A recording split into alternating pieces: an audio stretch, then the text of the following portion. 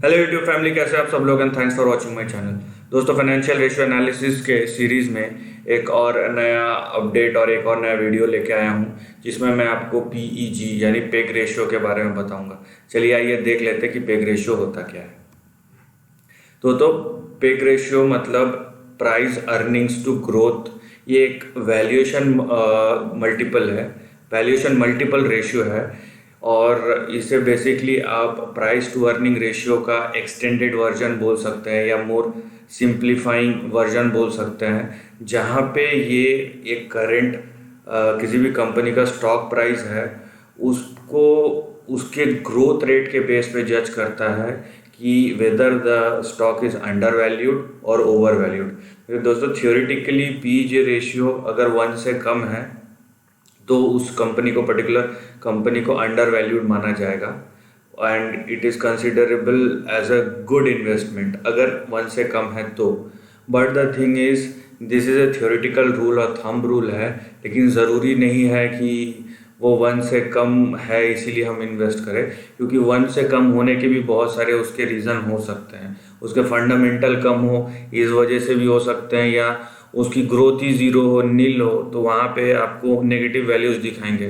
तो अब negative values तो 1 से बहुत कम होते हैं। Do we consider those companies? No. ठीक है, तो ये एक बात होगी। दूसरी बात ये है, जो पी का फॉर्मूला है प्राइस टू अर्निंग्स, उसमें जो प्राइस रहता है वो होता यह है कि आपका ईपीएस तो चलिए क्वार्टरली बढ़ता है, लेकिन प्राइस जो होता है वो सेंटीमेंट ड्रिवन होता है और वो इतना तेज़ी से फ्लक्चुएट करता है और इतना वोलेटाइल होता है अप एंड डाउन, कि जब मार्केट अच्छे मूड में हो तो आपको बहुत तगड़े रिटर्न्स देता है शेयर प्राइस में, और नहीं हो तो अननेसेसरी फॉल भी होता है। तो ये जो है पी रेशियो का लिमिटेशन है। लेकिन जहाँ पे मैं पेग रेशियो की बात करता हूँ वो खाली ईपीएस को नहीं, लेकिन ईपीएस के ग्रोथ रेट को कंसिडर करता है कि आपका अर्निंग जो है वो किस दर से, किस रेट से इंक्रीज कर रहा है। तो इससे इससे होता ये है कि आपका पी रेशियो जो है वो अर्निंग ग्रोथ के कंपैरेबल पे चलता है, और उससे ये कंपेयर किया जाता है कि जो अर्निंग है और जो आपका ग्रोथ है वो दोनों मैच कर रहे हैं कि नहीं। और आपको अगर खाली पी देखना है तो आपको ये भी पता होना चाहिए कि जो करंट पी है वो जस्टिफाइबल है कि नहीं अर्निंग्स के कंपैरिजन में। तो उसको कंपेयर करने के लिए हम उसका ग्रोथ रेट निकालते हैं, जो कि पी जी रेशियो का बेस है। तो आप इसका अगर फॉर्मूला देखेंगे, P ratio divided by earning per share growth rate. तो चलिए देख लेते हैं पहले कि इसको कैलकुलेट कैसे किया जाता है।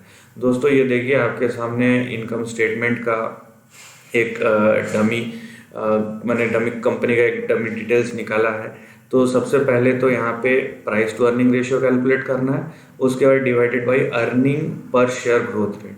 तो मैं पहले आपको डिनोमिनेटर के बारे में बता देता हूँ कि earning per share growth rate कैसे कैलकुलेट करेंगे।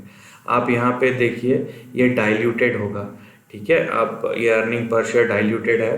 तो ये अगर मेरे को ग्रोथ रेट निकालना है, मान लीजिए 2019 का, तो मैं क्या करूँगा, दिस डिवाइडेड बाई दिस -1। तो जितना भी आएगा वो परसेंटेज मेरा डिनोमिनेटर होगा। Now coming to price to earnings ratio. तो अब प्राइस जो होगा वो करेंट शेयर प्राइस होगा, और अर्निंग्स जो होगा वहाँ पे हम सीधा प्राइस बाई ये डाइल्यूटेड ईपीएस ले लेंगे। लेकिन दोस्तों, यहाँ पे एक चीज़ और है कि प्राइस कौन से डेट का लें। ठीक है, क्योंकि जनरली पी रेशियो जो कैलकुलेट कर किया जाता है मार्केट में, आप देखेंगे एलटीएम या टीटीएम, मतलब ट्रेलिंग ट्रेडिंग मल्टीपल, या लास्ट 12 मंथ्स का जो फाइनेंशियल्स है उसके कंपैरिजन में जो प्राइस है उसको रखा जाता है। उसका मतलब यह है कि अगर आपको एलटीएम या टीटीएम बोला जाता है तो आप आज के डेट का शेयर प्राइस लेंगे और उसको कंपेयर करेंगे जो लास्ट 12 मंथ्स, लास्ट 4 क्वार्टर्स का जो ईपीएस है उससे। लेकिन ये एक yearly valid profit and loss statement है। अब देखेंगे 15-16, ये ईयरली है।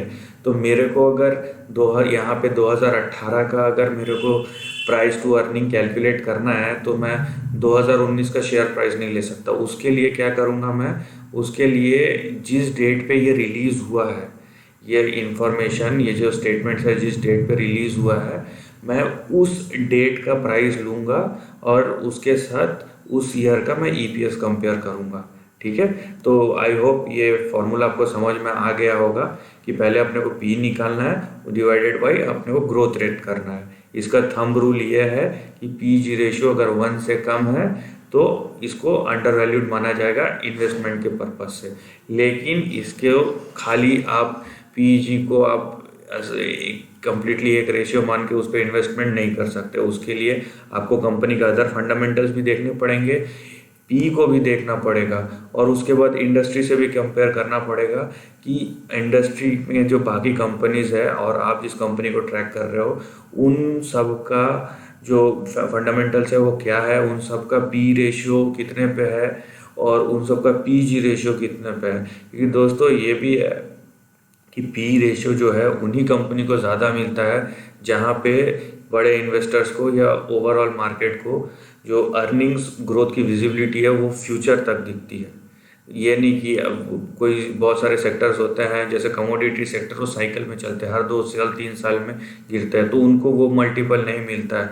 वो जब जाता है तो बहुत ऊपर जाता है, नीचे आता है तो भी वैसे ही नीचे आता है, तो उनको ऐसा स्टेडी मल्टीपल नहीं मिलता है। तो ये दर्शाता है कि कंपनी के इंडिविजुअल परफॉर्मेंस पे और वो किस टाइप की कंपनी है और कैसा वो ग्रोथ दिखा सकता है आने वाले फ्यूचर में। तो ये सब को देखने के बाद ही उसके वैल्यूएशन में मल्टीपल कंसिडरेबल होता है। तो दोस्तों आई होप आपको ये वीडियो पसंद आया होगा, और ये बहुत ही इंपॉर्टेंट रेशियो है, मल्टीपल बहुत ही इंपॉर्टेंट मल्टीपल भी है और ग्रोथ रेशियो भी है। तो आप इसको अगर फाइनेंस के स्टूडेंट है तो ज़रूर इसको ध्यान में रखिए, इन्वेस्टमेंट पर्पज़ के लिए भी ये बहुत इंपॉर्टेंट रेशियो है।